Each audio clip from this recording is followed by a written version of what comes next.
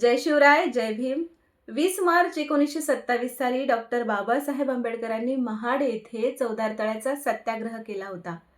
पण कधी-कधी हा प्रश्न पडतो, की त्या चौदार तळ्याच्या पाण्यात असं नेमकं काय होतं? त्या चौदार तळ्याचं पाणी पिऊन कधी कोणी अमर झाला नव्हता किंवा त्या चौदार तळ्याचं पाणी अस्पृश्यांना नाकारलं म्हणून ते कधी काही मेले नव्हते. मग हा सत्याग्रह नेमका कशासाठी होता?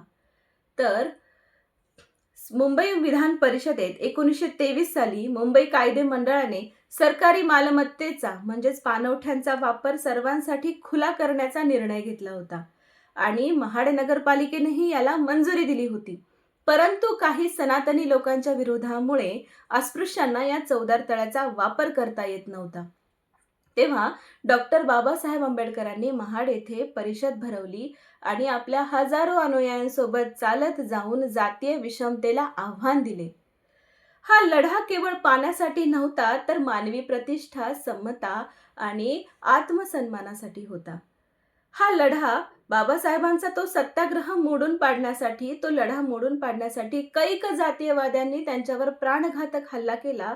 परंतु शांत आणि संयमी बाबासाहेबांनी अहिंसक मार्गाने आपला लढा देत राहिले. जर बाबासाहेबांनी आपल्या हजारो समर्थकांना सांगितले असते, की या जातीयवाद्यांना आल्या पावली वापस जाऊ देऊ नका, तर सत्याग्रहाचा इतिहास हा लाल अक्षरात लिहावा लागला असता. परंतु हा कलंक बाबासाहेबांनी आपल्या माथी लागू दिला नाही, कारण बाबासाहेब हे अहिंसेचे पुजारी होते. बाबासाहेबांच्या नेतृत्वाखाली अस्पृश्यांना सार्वजनिक तळ्याचे पाणी वापरण्याचा हक्क मिळाला. हा हक्क मिळवून देण्यासाठी हा लढा इतिहासात आज सुवर्ण अक्षरांनी लिहिला गेला आहे.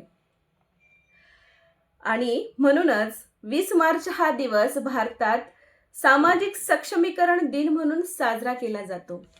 आणि आज 20 मार्च 2026 रोजी महाड चौदार तळे सत्याग्रहाला 100 वर्ष पूर्ण होत आहेत. तुम्हा सर्वांना महाड चौदार तळे सत्याग्रह शताब्दी वर्षाच्या हार्दिक शुभेच्छा आणि डॉक्टर आणि महामानव डॉक्टर बाबासाहेब आंबेडकरांना विनम्र अभिवादन. धन्यवाद.